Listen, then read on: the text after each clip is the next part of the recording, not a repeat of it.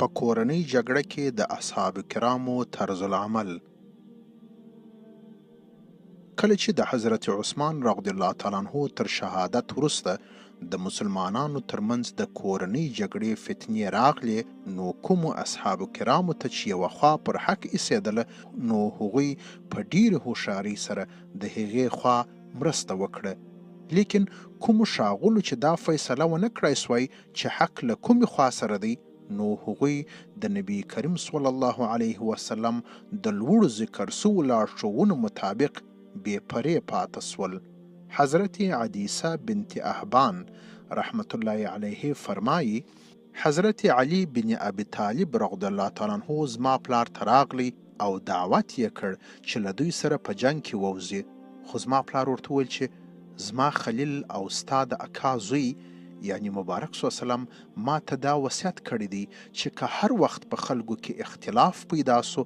نو زه باید وځان ته د لرګي یوه توره جوړه کړم. نو ما هغه توره جوړه کړه. اوس نو که ستا خوښه وي زه د لرګي توره په لاس کې ستا سره ولاړ سم. د دې په اورېدلو سره حضرت علی رضی الله تعالی عنہ هغه پرېښودی. کله چې حضرت علی رضی الله تعالی عنہ د خپلو مخالفینو سره بوخت و، نو حضرت اسامه بن زید رضی الله تعالی عنہ و هغه ته دا پیغام ورواستاوه: که ته د زمري په خوله کې هم وای، لا به ما ځان ته دا خوښولی چې زه ستا سره وای، خو تر کومه ځایه چې د دې کورنۍ جګړې خبره ده، دا داسې معامله ده چې زه یې برخه پکښې اخیستل سمه نه بولم. حضرت محمد بن سیرین رضی الله تعالی عنہ فرمایي، کله چې د مسلمانانو د کورنۍ جګړې په وخت کې حضرت سعد بن ابي وقاص رضی الله تعالی عنہ ته وویل سوه چې آیا ته جنګ نه کوې؟ په داسې حال کې چې ته د شورا غړی هم یې او ته تر نورو په جنګ کې د برخې اخیستلو ډېر حقداره یې. نو حضرت سعد رضی الله تعالی عنہ جواب ورکړ چې زه تر هغو جنګ نه کوم تر څو دوی ما ته داسې توره رانوړي چې دوې سترګې وي، یوه یې ژبه وي او دوه شونډان یې وي، چې مسلمان له کافر څخه جلا پیژني، ځکه چې ما جهاد کړی دی او زه پوهیږم چې جهاد څه شی دی. د حضرت عبدالله بن عمر رضی الله تعالی عنہ شاگرد حضرت نافع رحمت الله علیه فرمایي، د حضرت عبدالله بن زبیر رضی الله تعالی عنہ په زمانه کې چې کومه فتنه وسوه، په هغې کې 2 نفر و حضرت عبدالله بن عمر رضی الله تعالی عنہ ته راغلل او ورته ویل: خلک ضایع کیږي او ته د حضرت عمر رضی الله تعالی عنہ زوی یې، د نبی کریم صلی الله علیه وسلم صحابي یې، نو ته چا له دې څخه راګرځولی یې چې د باندې راووځې او په جنګ کې شریک سې؟ حضرت عبدالله بن عمر رضی الله تعالی عنہ وفرمایل: زه دې خبرې راګرځولی یم چې الله تعالی زما د ورور وینه حرامه کړې ده. پر دې باندې هغوی ورته ویل چې آیا الله تعالی دا نه دي فرمایلی چې له هغوی سره تر هغو جنګیږي تر څو فتنه نه وي ختمه سوې؟ حضرت ابن عمر رضی الله تعالی عنہ وفرمایل: موږ جنګونه کړي دي او تر هغو مو وکړل چې فتنه ختمه سوه او دین د الله سو، خو تاسې غواړئ چې جنګ وکړئ او فتنې پیدا کړئ او دین د الله ما سوا د بل چا سي. د حضرت عبدالله بن عمر رضی الله عنه په ژوند کې د حجاج بن یوسف او نور واکمنان وختونه تیر سوي دي چې په هغو کې ډېرې کورنۍ جګړې وسوې او خلکو د خپلو واکمنانو پر خلاف تورې پورته کړې. لیکن حضرت عبدالله بن عمر رضی الله عنه په هر دور کې پر خپل همدې موقف باندې په ټینګه سره ولاړ و، تر دې اندازې چې د یزید پر خلاف هم په کوم عکس العمل کې برخه وانه خستل. د لاسه یې له خپلو زامنو ته وویل چې که هر یوه په دې جنګ کې برخه واخیستل، نو زما به له هغه سره تعلق ختم سي. د هغه الفاظ دا وه: زه تر دې بل لوی خیانت نه بولم چې د یو چا سره د الله او د رسول الله صلی الله علیه وسلم په نامه بیعت وسي او وروسته له هغه سره جنګ وموښلول سي، او که په تاسې کې زه په یوه هم خبر سوم چې د هغه پر خلاف یې بغاوت کړی دی یا پر هغه بغاوت یې بیعت کړی دی، نو دا خبره به زما او د هغه ترمنځ د بیلوالي د پیدا کېدلو لپاره فیصله کوونکی وي. حضرت سلمه بن اکوع رضی الله تعالی عنہ هم د کورنۍ جګړې په زمانه کې مدینه منوره پرېښول او په یو نږدې کلي ربزه کې یې واړول. او تر وفات یو څو ورځې تر مخه مدینې منورې ته تشریف راوړ. وروسته حضرت حمید بن هلال رضی الله تعالی عنه فرمایي کله چې د کورنۍ جګړې اور بل سو نو حضرت عمران بن حسین رضی الله تعالی عنه او حجر بن ربیع عدوي ته وویل چې خپل قوم ته ورسه او په فتنه کې د برخې اخیستلو څخه منع کړه. هغه ورته وویل چې هغوی پر ما باندې نیوکې کوي او زما خبره نه مني.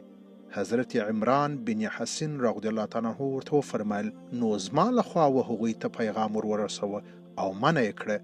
حمید بن هلال رضی الله تعالی عنه وایي چې ما له حضرت عمران بن حسین رضی الله تعالی عنه څخه چې د الله تعالی قسم یې واخیستی داسې اورېدلی دي که زه یو حبشی غلام هم سم او د غره په لمن کې بوزې هم پوم تر هغه وخته چې ما ته مرګ راسي نو دا به ما ته تر دې ډیر شوي چې پر دغو دوو جنګېدونکو صفونو باندې د تیر وار وکړم، دا که هغه تیر خطا سي او یا پر یو شا وموښلي. د حضرت حذیفه بن یمان رضی الله تعالی عنه په اړه زید بن وهب رحمت الله علیه وایي چې په هغه زمانه کې خلک د امیر له ځینو خبرو څخه ناخوښه ول.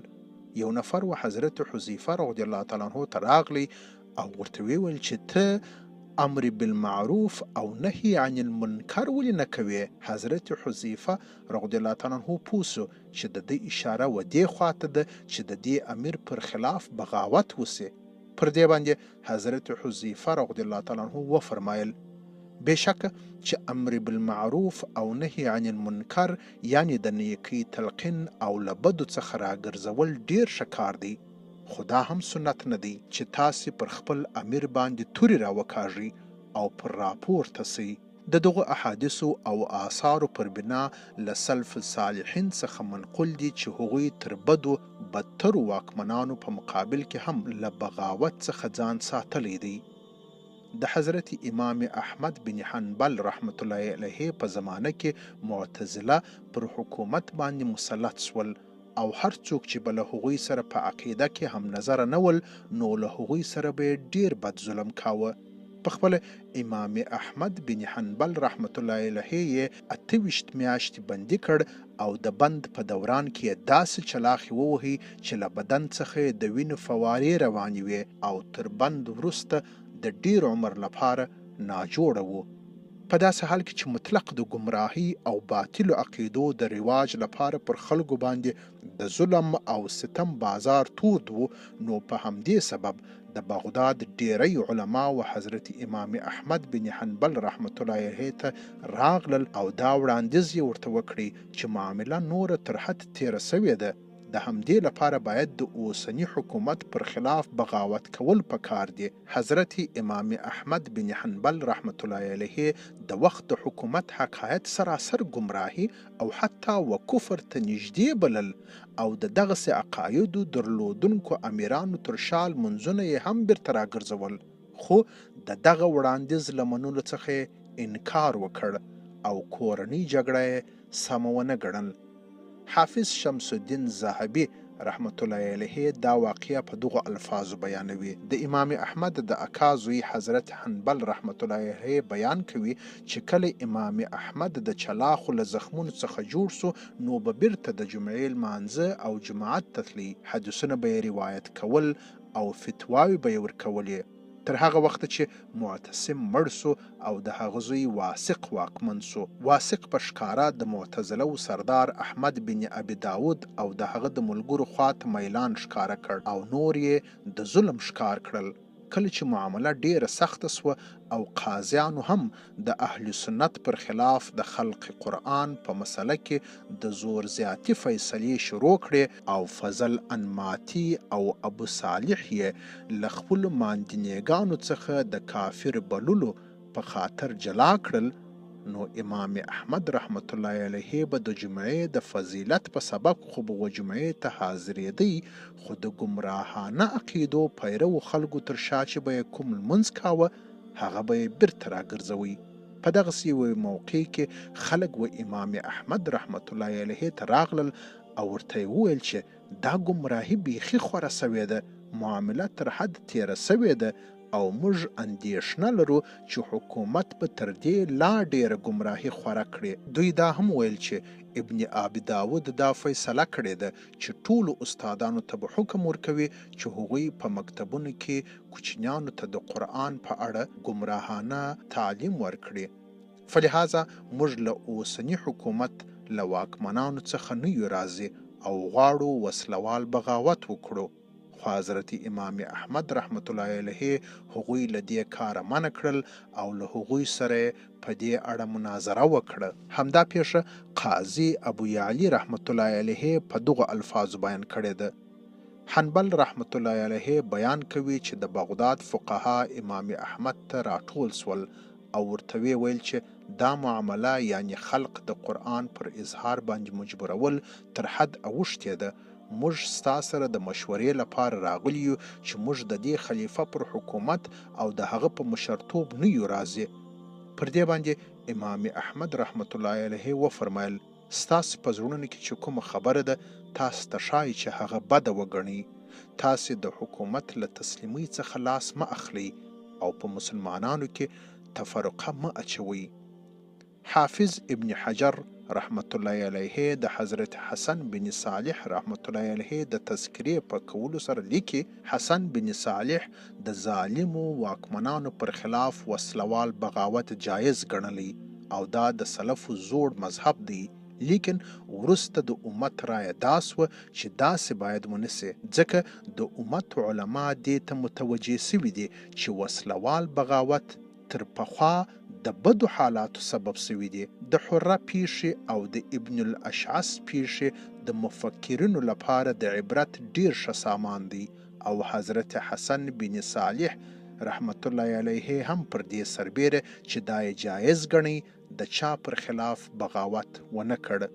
او همدا حافظ ابن حجر د صحیح بخاری په تشریح کې د حضرت عبدالله بن عباس رضی الله تعالی عنہ د هغه حدیث په تشریح کې چې لوړ د بدکارو واکمنانو سره د طرز عمل تر سرلیک لاندې د 5 نمبر حدیث په ډول تیر سو فرمایي. علامه ابن بطال رحمت الله علیه فرمایي چې په دې حدیث شریف کې د دې خبرې دلیل دی چې که سلطان که څه هم ظالم وي د هغه پر خلاف باید بغاوت ونه کړل سي او فقها پر دې خبرې متفق دي چې که سلطان په زور واکمن شوی وي په روا امورو کې د هغه اطاعت کول هم واجب دی او له هغه سره په جهاد کې ملګری کېدل هم مشروع دي او د هغه اطاعت د هغه پر خلاف تر وسلوال بغاوت ښه دی، ځکه په همدې طریقه کې له وینو تویولو څخه مخنیوی او د مصیبتونو ازاله ده او د فقهاو دلیل همدا حدیث دی او پر دې علاوه هغه احادیث دي چې د دې تایید کوي او فقهاو بل هیڅ حالت له دې حکم څخه نه دی مستثنا کړي بې له دې چې له سلطان څخه صریح کفر صادر سوی نه وي او په هغه حالت کې د سلطان اطاعت جایز نه دی بلکې څوک چې قدرت لري پر هغه جهاد واجب دی. ځینې فقهاو کرامو چې فرمایلی دي چې که یو څو خلک د یو ظالم واکمن د ظلم پر خلاف راپورته سوي ول نو که ظلم ښکاره او واضح وي نو له هغوی سره مرسته وکړي او که ظلم واضح نه و نو چې نه له سلطان سره مرسته وکړي او نه هم له هغه نور سره. نو له دې څخه مراد د حکومت چپه کولو بغاوت نه دی بلکې د ظلم دفاع ده. حکیم الامت حضرت مولانا اشرف علي صاحب تانوي په امداد الفتوا کې پر دې موضوع مفصل بحث کړی دی چې په کوم شرایطو کې د حکومت پر خلاف بغاوت روا دی او په کوم حالاتو کې ناروا دی او د همدې لنډیز ما په تکمیل او فتح الملهم کې بیان کړی دی. خو د هغې نتیجه همدا ده چې د کفر بواح یعنی صریح کفر په کومو حالاتو کې چې د وسلوال بغاوت اجازه ده په هغه کې هم دا شرط دی چې د دې خبرې اندېښنه نه وي چې د دې بغاوت په نتیجه کې مسلمانان له پخوا څخه په بدتر حالت کې راګرځي او دا شرط خو نو مسلم دی چې ټول خلک دي د یو داسې شخص پر مشري متفق وي چې د واقعي شرعي لرویه د واکمنۍ وړ وي. د تاریخ له مطالعې څخه دا خبر روښانه کیږي چې په تیر وختونو کې چې هر وخت د یو مسلمان واکمن پر خلاف وسلوال بغاوت سوی دی په آخره کې د هغه نتایج د مسلمانانو په حق کې ښه نه دي راختلي، بلکې امت له هغه څخه په بدترو حالاتو کې راګیر سوی دی. علامه ابن تیمیه رحمت الله علیه فرمایي هر چا چې د یو مسلمان واکمن پر خلاف بغاوت کړی دی د هغه په نتیجه کې داسې شر پیدا سوی دی چې د خیر په مقابل کې ډیر لوی وو. د مثال په توګه په مدینه منوره کې چې چا د یزید پر خلاف بغاوت وکړ، او یا لکه ابن الاشعث چې په عراق کې د عبدالملک پر خلاف بغاوت وکړ، او یا لکه ابن المحلب چې په خراسان کې د خپل پلار پر خلاف بغاوت وکړ، او یا لکه ابو مسلم چې په خراسان کې د واکمنانو پر خلاف بغاوت وکړ، او یا هغه خلک چې په مدینه منوره او بصره کې د منصور پر خلاف بغاوت وکړ، او داسې نور. او د دغو خلکو انجام یا خو داسې سوی دی چې مغلوب او ناکامه سوي دي، او یا غالب سوي دي، او تر لږ وخت وروسته د هغوی حکومت ختم سي او انجام یې د هغوی په حق کې ښه نه وي. عبدالله بن علي او ابو مسلم ډیر مخلوق ووژل، او وروسته دوی د ابو جعفر منصور په لاس ووژل سول، او تر کومه ځای چې د اهل حره ابن شعث او ابن محلب خبره ده، نو هغوی او د هغوی ملګرو خو ټولو شکست وخوړ، فلهذا هغوی نه دین قایم کړای سوی او نه یې دنیا وساتله سوی.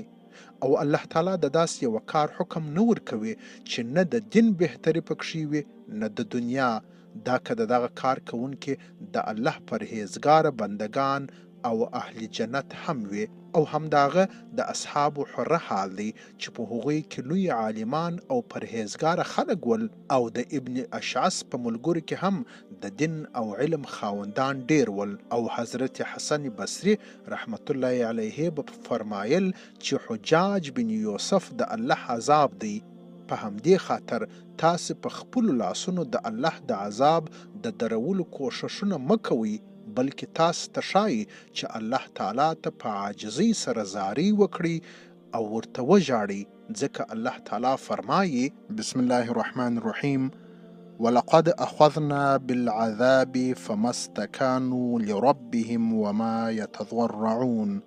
د دوی حال دا دی چې په کړاو مخته کړل، بیا هم دوی د خپل رب په وړاندې سر کښته نه کړ او نه یې عاجزي غوره کړه. د همدې پر بنا د اهل سنت مسلک دا دی چې د فتنې په وخت کې د قتال نه کیږي، ځکه د نبی کریم صلی الله علیه وسلم څخه چې صحیح احادیث ثابت سوي دي د هغوی همدا تقاضا ده، او اهل سنت دا خبره په خپلو عقایدو کې راوړې او د واکمنانو پر ظلم باندې صبر او د وسلوال بغاوت د نه کولو تلقین کوي.